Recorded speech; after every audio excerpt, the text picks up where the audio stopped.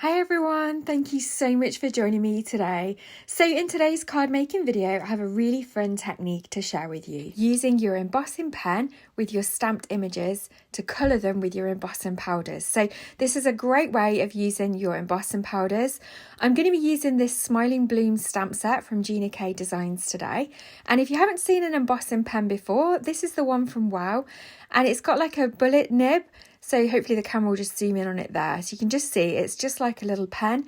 And we're going to be able to use that to colour our stamped images. Now, I've got a selection of embossing powders out. And these are all translucent powders that I've got in my stash. And you know they're translucent because they've got that little symbol of a T in brackets there on the front. So you can do this with your opaque embossing powders, but if you really want to still be able to see the line detail of the stamped image, then I'd recommend using translucent powders.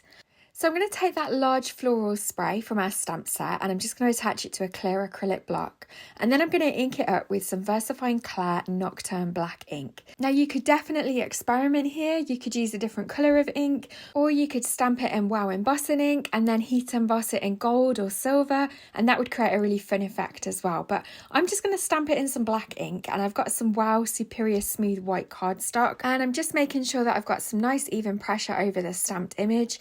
And because the cardstock is really smooth, you do need to be careful that you don't slip your stamp. So as you can see, I did get a little bit of a slip there, so I'm just going to flip the card over and re-stamp it. You could definitely use a stamp positioning tool if you prefer. I love using my acrylic blocks though. I just find them really convenient, and I tend to end up with a really cluttered desk, and my stamping platform just takes up a bit more space. So I guess I'm a little bit lazy when it comes to using my stamping platform, but wow, you live and learn and you end up stamping twice. So use whatever you prefer. So once the stamped image is done, I'm then going to stamp this other longer floral spray from the stamp set. I end up not using this in today's card, but I'm going to show you the process much the same way as the other one, just so that you can get an idea of how you can use your embossing pen to colour these images in. So again, I'm just going to stamp that on some Superior White Smooth cardstock from Wow. And because I've stamped in pigment ink, it is going to take a few moments to dry. So to avoid smudging it, I am just going to lightly heat set it with my heat tool.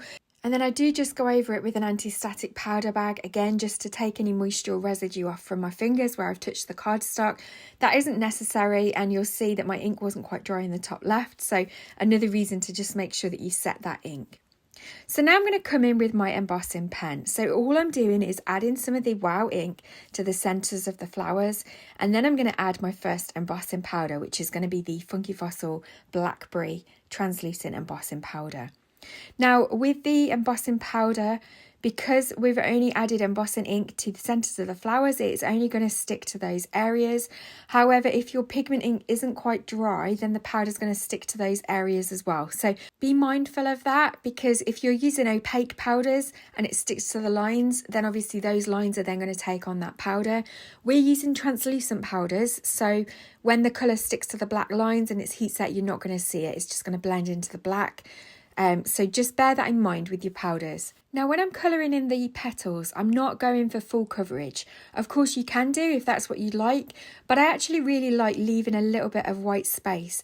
And I'm not being precious about where that white space is. I'm just adding some embossing ink to the petals and using a flicking motion like you would with an alcohol marker, just to kind of give it that rustic coloured effect. So with the camera, it's not picking up where that embossing ink is. In real life, you can see roughly where the ink has gone. So it does help when you're doing it in real life. You will be able to get a rough idea of where the pen is going. But yeah, don't be too precious about it. Of course, if you want a solid coloured image, then go ahead and make sure that you've coloured all the bits. And remember, if you have missed anywhere, we can always come back in with the embossing pen again, add some more embossing powder and reheat set it. So try not to worry too much when you're doing this technique. So obviously I used Blackberry for the centres of the flowers. I've used Lavender Fields embossing powder for the flowers themselves. And then for the leaves, I'm going to use Emerald City, which is a beautiful embossing glitter inspired by Marion Emberson. And it's a really nice green colour. And it goes really nicely with the purple colours that we've used today.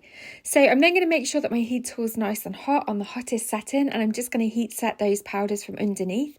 I don't want the glitter or any of the powders blowing off. So it's always good practice to heat set your embossing powders from underneath.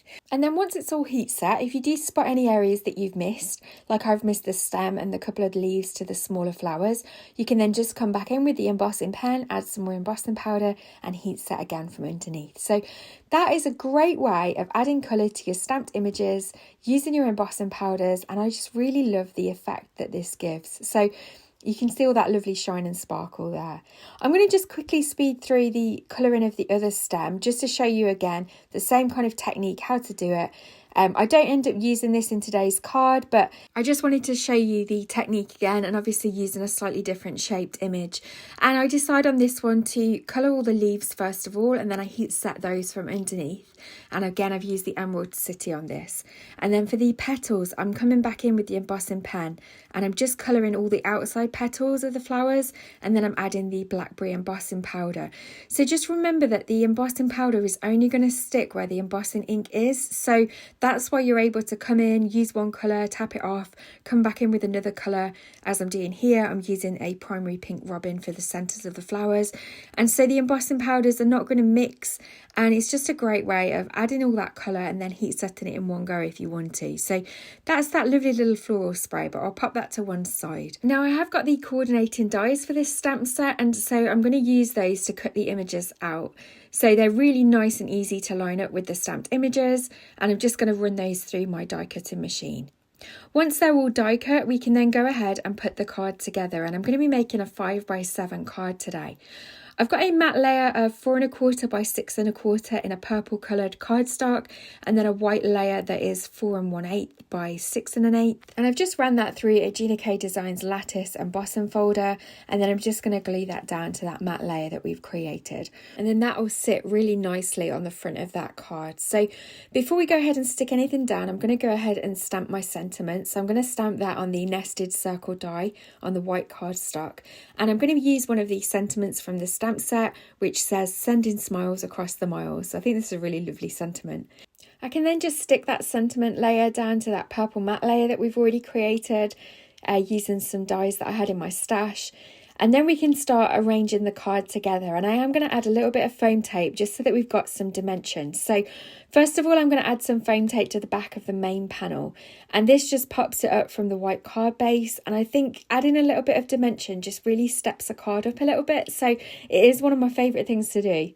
If you struggle at lining your layers up, then you could always add a little bit of liquid glue to the foam tape before you stick it down, and then that way you'll be able to just quickly move it before the glue sets. So that's a good little trick if you struggle to line things up. I've added some foam tape to the sentiment panel as well and stuck that down, and then for the floral sprays I've added foam tape to the back of those, but because the sentiment in the middle is on some foam tape as well, I do double up the foam tape just so that the flowers hang nicely over the top of the layers that we've created. So don't be afraid to double up your foam tape if you need to. It's a great little way of adding extra dimension as well. So once we stick those down, I'm just going to add a few little clear dewdrops using some Nouveau Deluxe glue, and then that is the finished card for today. So thank you so much for joining me.